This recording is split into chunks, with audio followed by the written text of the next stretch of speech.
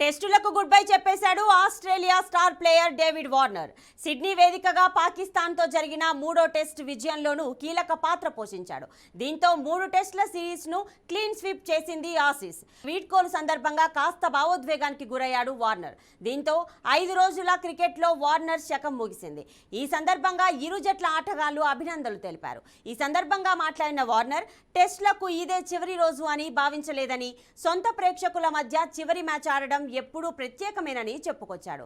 తనకు మద్దతుగా నిలిచిన వారికి కృతజ్ఞతలు చెప్పుకొచ్చాడు.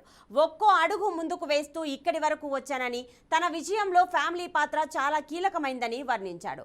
టెస్ట్ క్రికెట్ మున్ముందు మరింత మారాలని ఆశిస్తున్నట్లు మనసులోని మాటను బయటపెట్టాడు డేవిడ్ వార్నర్.